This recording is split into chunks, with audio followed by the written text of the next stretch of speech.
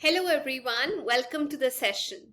आज हम डिस्कस करने जा रहे हैं class 6 Punjab school education board के सोशल स्टडीज का 4th चैप्टर, ज्योग्राफी का chapter how maps help us. आपने मैप देखा होगा इंडिया का, तो मैप हमारी किस तरीके से मदद करते हैं आज हम वो समझेंगे इस चैप्टर में। और मैप में सीखने के लिए और क्या क्या चीजें मिलेंगी आप वो देखकर भी बहुत हैरान हो जाएंगे। तो चैप्टर शुरू करने से पहले मैं आप लोगों को बता दूं, लेट्स से कल को आप किसी के घर जा रहे हैं तो आपको रास्ता नहीं पता, तो या तो आप जीपीएस लगा लेंगे या उनको बोलेंगे कि आप एक नक्शा बनाकर, जैसे शादी के कार्ड के पीछे होते हैं नक्शे बने हुए, वो हमें भेज दीजिए ताकि हमें वहां पहुंचने में आसानी हो जाए। आप वो मैप यूज करते हैं। तो चलिए इस बार हम ज्योग्राफी के मैप के बारे में समझते हैं कि क्या नई चीज है। ज्योग्राफी एक तरीके की साइंस है जो क्या डील करती है, किस किस से डील करती है? धरती से, हमारे आसपास रहने वाले लोग या चीजों से जो इस धरती पे रह रहे हैं। तो बेसिकली हमारे आसपास जो कुछ भी है वो सब ज्योग्राफी के अंदर आ जाता है। तो इसीलिए हमारा मैप्स को समझना बहुत जरूरी हो जाता है। एक एरिया का अगर हम मैप देखें तो वो बहुत जरूरी होता है उस एरिया की स्टडी करने के लिए। मान लीजिए आप किसी लोकेलिटी में जा रहे हैं, किसी सोसाइटी में जा रहे हैं, तो उसके भी मैप बने होते हैं बाहर कि आपको ये गली फॉलो करनी है। अगर आपको उसको अच्छे से समझना है कि कितने फ्लोर्स हैं वहां पर, कितने फ्लैट्स हैं, तो किसी एरिया की स्टडी करने के लिए हमें उसका मैप मिलना बहुत जरूरी होता है, क्योंकि मैप उस एरिया के बारे में हमें बहुत इंफॉर्मेशन देता है। या उस देश का मैप जो उस देश के बारे में बहुत इंफॉर्मेशन देता है, या उस कॉन्टिनेंट का मैप। बाय द वे, अर्थ पे 7 कॉन्टिनेंट्स हैं, वो हम नेक्स्ट चैप्टर में पढ़ेंगे। तो उस कॉन्टिनेंट जिसमें बहुत सारे देश आ जाते हैं, उसका मैप उस कॉन्टिनेंट के बारे में इंफॉर्मेशन देता है। हम रोजमर्रा की जिंदगी की बात करें तो अगर हमें एड्रेस ढूंढना है तो हम एक स्केच ड्रॉ कर देते हैं पेन पेपर के साथ कि यहां से यहां तक जाना है। अगर मैं आपसे पूछूं आपके घर से आपके स्कूल तक का रास्ता क्या है, तो आप क्या करोगे? एक मैप ड्रॉ करना शुरू करोगे। मेरे घर से निकलते हो, फिर मार्केट आती है, फिर घर आते हैं, फिर वो गाय खड़ी होती है वहां पर, उस मोड़ से मुड़ जाना। मैप तो बना लेते हो ना। वैसे ही जो बड़ी सिटीज है, जब आप उस शहर में एंटर करते हो उसका मैप बना होता है रास्ते का। व्हाइट कलर के रास्ते बनाए होते हैं, ग्रीन कलर का बैकग्राउंड या ब्लू कलर का, आपने देखा होगा, देखा या नहीं? तो इससे हमें डायरेक्शन पता चल जाती है कि किस डायरेक्शन में हमें जाना है, जैसे जीपीएस बताता है आप लोगों को। तो वैसे ही हमारे ज्योग्राफी के अंदर मैप्स हमारी बहुत मदद करते हैं। तो जो असली मॉडल है अर्थ का उसे हम ग्लोब कहते हैं। आपने पिछले चैप्टर में पढ़ा था जो टेढ़ा मुड़ा होता है अपने ऑर्बिट पे 66.5 डिग्री पे। तो मैप्स जो हैं वो उस ग्लोब की एक रिप्रेजेंटेशन है जो क्लासरूम में बच्चों को पढ़ाने के लिए यूज किए जाते हैं, क्योंकि मैप्स को संभालना आसान होता है। ग्लोब ऐसे गोल चक्कर में होता है और जो मैप है वो फ्लैट प्लेन पेपर पे बनाए जाते हैं, जो अर्थ का, धरती का एक हिस्सा दर्शाते हैं या एक छोटा सा पोर्शन जो हम ड्रॉ कर देते हैं, जैसे घर से स्कूल का रास्ता। अब ये समझने के लिए हमें सबसे पहले पता होना चाहिए, एक तो हम यूज करते हैं कंपास का डायरेक्शंस पता करने के लिए। खास तौर पे जो सेलर्स हैं, जो पानी में अपनी शिप लेके निकलते हैं, जैसे पॉपॉय द सेलर मैन, वो कंपास का यूज करते हैं जिसमें 2 आर्म्स होती है, नॉर्थ साउथ बताता है। और वैसे अगर आप पूछे कि कितनी डायरेक्शंस है, तो हमारी 4 डायरेक्शंस होती हैं। ऊपर वाले को नॉर्थ बोलते हैं, नीचे वाले को साउथ, और इधर आप वी याद करिए, जो अर्थ रोटेट करती है उसी डायरेक्शन में, डब्ल्यू से वेस्ट और इधर ई से ईस्ट। वी याद कर लीजिए तो आपके लिए आसान हो जाएगा ये 2 डायरेक्शंस याद करनी जो इक्वेटर के पास पड़ती है। मतलब इक्वेटर का एक कोना वेस्ट होता है, एक कोना ईस्ट होता है। अब हम आगे स्टडी करते हैं कि मैप्स हमारी मदद कैसे करते हैं। हमारी जिंदगी में मैप्स एक अहम भूमिका निभाते हैं। किसी भी जगह का अगर आपको पता करना है एग्जैक्ट लोकेशन कि वो कहां पड़ता है, तो उसके लिए आपको पता होना चाहिए उसका लैटिट्यूड, मतलब वो इक्वेटर से कितना ऊपर या कितना नीचे, ये वाली लाइंस लैटिट्यूड। और एक आपको पता होना चाहिए लॉन्गिट्यूड, कितने लॉन्गिट्यूड पे वो है। जहां वो लैटिट्यूड और लॉन्गिट्यूड आपस में आके मिलते हैं, आपको वो लोकेशन का एड्रेस पता चल जाएगा कि इतने डिग्री ईस्ट पे है अगर लॉन्गिट्यूड है, या इतने डिग्री वेस्ट पे है। और अगर लैटिट्यूड है तो आपको पता चल जाएगा इतने डिग्री नॉर्थ पे है या इतने डिग्री साउथ पे है। तो मैप से एक तो एग्जैक्ट लोकेशन पता चल जाती है लैटिट्यूड और लॉन्गिट्यूड की मदद से। दूसरा, मैप की मदद से आप एक जगह से दूसरी जगह का डिस्टेंस वो पता लगा सकते हो, टाइम का डिफरेंस पता लगा सकते हो। जैसे मैंने आपको बताया था कि पूरे ग्लोब को, धरती को टाइम डिस्ट्रीब्यूट करने के लिए हमने एक प्राइम मेरिडियन ली है। जो कंट्रीज इसके ईस्ट में पड़ती हैं उनका टाइम आगे होगा, जो कंट्रीज इसके वेस्ट में पड़ती हैं पीछे, वो टाइम में पीछे चल रही है। तो हमें मैप की मदद से डिस्टेंस भी पता चलता है, दो जगह के टाइम डिफरेंस के बारे में भी पता चलता है, लोकेशन भी पता चलती है। तो आप याद कर लेना DDL, distance, difference of time, और L से लोकेशन। फिर हमें यह भी पता चल जाता है कि अगर एक मैप है कि ट्रेड कहां पर हो रहा है इस जगह पे, या रूट कौन कौन से हैं, या लैंड का स्लोप कितना है, मतलब बिल्कुल प्लेन है, पहाड़ है, यहां से नदियां पास करती हैं या नहीं। पंजाब का मैप अगर आपने देखा हो तो आपको पता होगा, अरे मैम बिल्कुल समझाया होता है, वो सब आसानी से बहुत सारी चीजें पता लग जाती है। सरकार भी यूज करती है मैप को। अगर उन्होंने प्रशासन चलाना है कि इस हिस्से को रूल करने के लिए, चलाने के लिए एक मुलाजिम चाहिए, इस हिस्से को चलाने के लिए दूसरा मुलाजिम चाहिए ना, ये बहुत जरूरी होता है। इसके अलावा अगर आप ट्रेवल कर रहे हो, यात्री हो, तो भी आप यूज करते हो मैप का। आर्मी, हमारी सेना भी मैप का यूज करती है। तो कहने का मतलब डिफरेंट तरीके के मैप होते हैं जो अलग अलग तरीके के लोग यूज करते हैं अपने काम के लिए। अब हम सीखने जा रहे हैं मैप भिन्न भिन्न प्रकार के होते हैं, सिर्फ आपको बता रही हूं। सबसे पहला मैप होता है फिजिकल मैप, जो बताता है रिलीफ फीचर्स एक देश के, एक कॉन्टिनेंट के। अब ये रिलीफ फीचर्स क्या होते हैं? जिस धरती पे आप चलते हो, कई बार वो पहाड़ी इलाका होता है, कई बार बिल्कुल प्लेन होते हैं, कई बार पहाड़ी और प्लेन के बीच का एरिया होता है थोड़ा हाइट पे, जिसे हम प्लेट्यू बोलते हैं।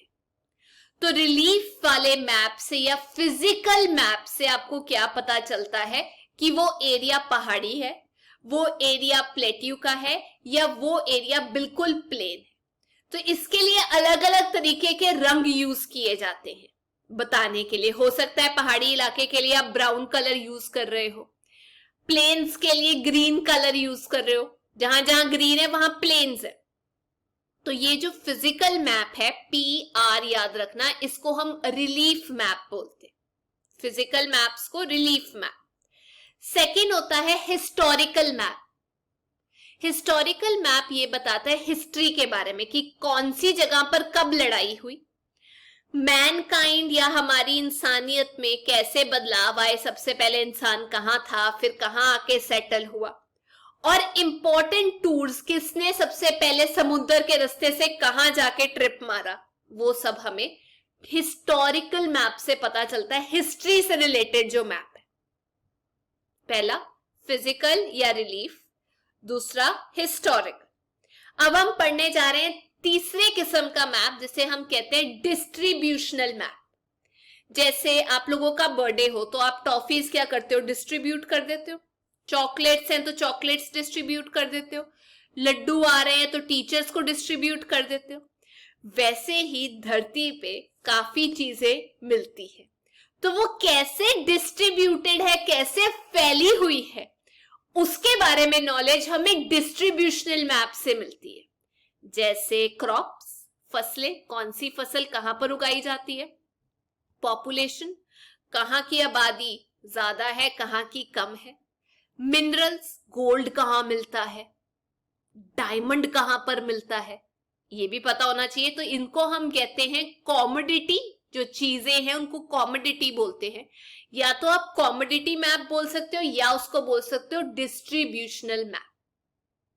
अब आते हैं चौथे कैटेगरी पे, जिसे हम कहते हैं टोपोग्राफिकल मैप। अब टोपोग्राफिकल मैप आपको बताता है कुदरती फीचर्स या मैन मेड फीचर्स। कुदरती मतलब कोई रास्ता खुद ही बना हुआ है, टोपोग्राफी, रोड बनी हुई है, रेलवे बनी हुई है। तो जो सर्वे करते हैं डिपार्टमेंट्स, वो यूज करते हैं टोपोग्राफिकल मैप, जिससे प्लानिंग की जा सके कि ये एरिया खाली है, यहां पर टाउन बन सकता है, ये एरिया खाली, यहां पर आर्मी आके रह सकती है। तो बहुत स्टडी की जाती है एरिया की, जिससे पता चले कि वो एरिया किस चीज के लिए बेस्ट है। तो याद रखना, टोपोग्राफी का मतलब नेचुरल और मैन मेड डेवलपमेंट्स की वजह से वो एरिया कैसा हो। अगला पांचवें कैटेगरी का, उसे हम बोलते हैं एटलस या थीमेटिक मैप। एटलस एक छोटी सी बुक होती है जिसमें बड़े एरिया को छोटे स्केल पे बनाया होता है। मतलब डिफरेंट देशों को, दुनिया को, मैप को छोटे स्केल पे बनाया जाता है, उसे हम एटलस बोलते हैं। और वो बच्चों की पढ़ाई के लिए यूज किया जाता है। आप लोगों ने जरूर देखा होगा एटलस। तो हमने पढ़ लिया एटलस, जिसे हम कहते हैं थीमेटिक मैप्स। बहुत तरीके के होते हैं, उसमें रिलीफ फीचर्स भी मिल जाएंगे, पॉलिटिकल मैप भी मिल जाएंगे जिसमें स्टेट और कैपिटल मिलेगी। अब हम ये पढ़ते हैं कि मैप पढ़ने के लिए आपको क्या क्या पता होना चाहिए। उसके लिए DDC पता होना चाहिए, बहुत जरूरी। D से डिस्टेंस, दूरी। दूसरे D से डायरेक्शन, नॉर्थ है, साउथ है, वेस्ट है या ईस्ट है। और C से कन्वेंशनल सिंबल यूज किए जाते हैं, जो मैं आपको बताऊंगी। पूरी दुनिया में वही सिंबल यूज किए जाते हैं। जैसे इसका मतलब, इस सिंबल का मतलब आप समझ सकते हो, आमतौर पे जो जिंदगी में हम यूज करते हैं, चुप। इसका मतलब स्टॉप या चुप, है ना। वैसे ही मैप्स में दुनिया भर में हम एक तरीके के सिंबल्स यूज करते हैं ताकि आसानी हो पढ़ने वाले। तो अब हम शुरू करने जा रहे हैं सबसे पहला कंपोनेंट मैप का, जिसे हम कहते हैं डिस्टेंस। तो मैप में क्या होता है, डिस्टेंस दिखाया जाता है स्केल की मदद से। अब वो स्केल वो वाला नहीं जो आप पेंसिल बॉक्स में लेके घूमते हो। ये स्केल का मतलब होता है एक मेजर करने वाली, मापने वाली लाइन होती है मैप के ऊपर। अब जो किलोमीटर है वो पेज के ऊपर तो आप किलोमीटर में बना नहीं सकते। तो आप ये बोलते हो कि भाई मैंने क्या किया है, 1 सेंटीमीटर की अगर लाइन बनाई है, उसका मतलब हो गया कि यहां पर 100 मीटर के बराबर। क्योंकि हम इतने बड़े बड़े जो देश हैं, कॉन्टिनेंट्स हैं, जगहें हैं, सड़कें हैं, उनको ऐसे तो मैप के ऊपर बना नहीं सकते, बहुत बड़ा डिस्टेंस हो जाएगा ना। जैसे घर से स्कूल का मैप आप छोटे लेवल पे बनाते हो, डिस्टेंस कम कर देते हो। तो वैसे ही एक मेजर करने वाली लाइन है जिससे आप असल डिस्टेंस बता सको मैप पे कि कितना है। तो वो असलियत वाले डिस्टेंस से मिलता जुलता होना चाहिए, या आप बराबरी सेट कर देते हो कि इतनी लाइन का मतलब है ये डिस्टेंस। जैसे यहां पर मैं आपको दिखा रही हूं, जो स्केल यूज किया गया है बुक के अंदर, वहां पर बताया गया 1 सेंटीमीटर का मतलब है 100 मीटर। मतलब मैप में अगर 1 सेंटीमीटर की लाइन है तो असल जिंदगी में वो 100 मीटर के बराबर है धरती पे, ग्राउंड पे। तो मैप्स को स्केल की मदद से बनाया जाता है, जो मिलीमीटर में भी हो सकते हैं, सेंटीमीटर में भी हो सकते हैं, पर वो मिलीमीटर और सेंटीमीटर क्या दर्शाते हैं, किलोमीटर जो बड़ा यूनिट है, या आप कह सकते हो 1000 किलोमीटर को भी वो दर्शा सकते हैं। ठीक है। दूसरी चीज डायरेक्शन, मैंने आपको बताया था वो नॉर्थ है, नीचे साउथ है, ये वेस्ट और ये ईस्ट। तो अगर नॉर्थ और वेस्ट के बीच में हम ले तो वो हो गया नॉर्थ वेस्ट। नॉर्थ और ईस्ट के बीच में ले वो हो गया नॉर्थ ईस्ट, NE। साउथ और वेस्ट के बीच में ले वो हो गया साउथ वेस्ट। साउथ और ईस्ट के बीच में ले वो हो गया साउथ ईस्ट। तो ये हो गई हमारी डायरेक्शंस जो बहुत जरूरी होती है मैप के अंदर। अब हम बात करते हैं सिंबल्स, कन्वेंशनल सिंबल्स जो हम यूज करते हैं। उसके लिए आपकी बुक में भी एक टेबल दिया हुआ है, जैसे इंटरनेशनल बाउंड्री, एक देश की दूसरे देश के साथ जो बाउंड्री है उसके लिए आप ऐसे करके डॉटेड लाइन यूज करते हो, थोड़ी लाइन फिर डॉट फिर लाइन फिर डॉट। तो ये जो सिंबल्स हैं ये डिटेल्स दर्शाते हैं एक मैप की।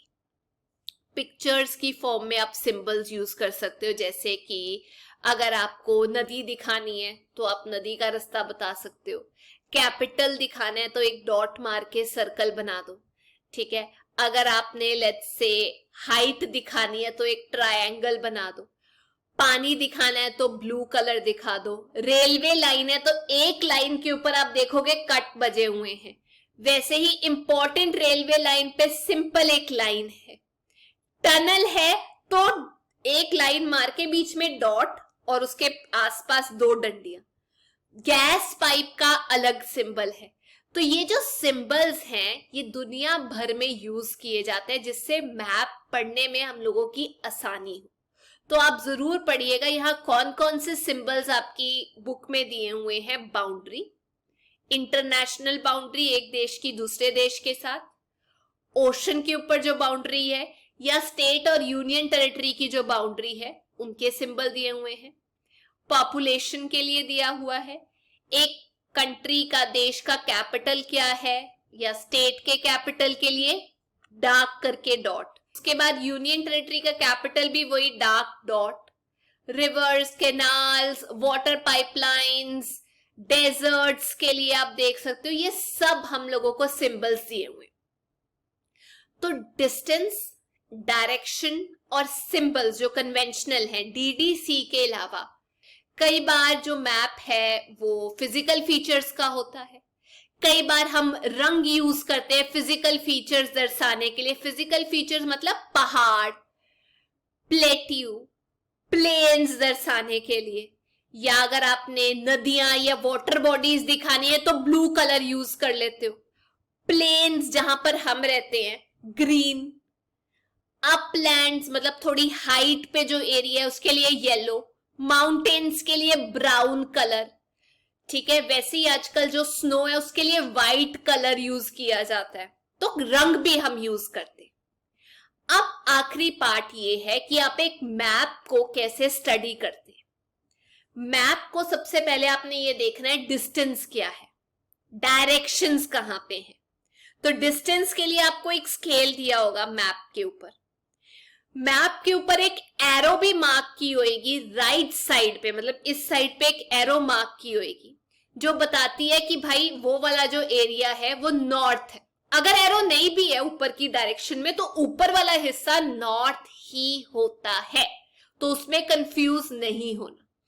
उसके अलावा आपके पास बहुत सारे सिंबल्स दिए होंगे, तो नॉर्थ डायरेक्शन की मदद से आप ये पता लगा सकते हो पंजाब कहां पर पड़ता है, या इंडिया में कोई और जगह कहां पे पड़ती है, दुनिया में कोई और जगह कहां पे पड़ती है, इसका भी पता लगाया जा सकता है। तो हमने ये चैप्टर अच्छे से समझ लिया। अगर आपको ये वीडियो अच्छी लगी तो मेक श्योर आप लाइक, शेयर और सब्सक्राइब करें इसको। पर जाने से पहले मैं आप लोगों से 2 क्वेश्चंस पूछना चाहती हूँ। अगर मैप के ऊपर एक एरो नहीं मारा हुआ ऊपर की डायरेक्शन को कि वो नॉर्थ साइड है, तो क्या हम पक्का मान सकते हैं कि ऊपर वाला साइड नॉर्थ ही होगा? ये पक्का है।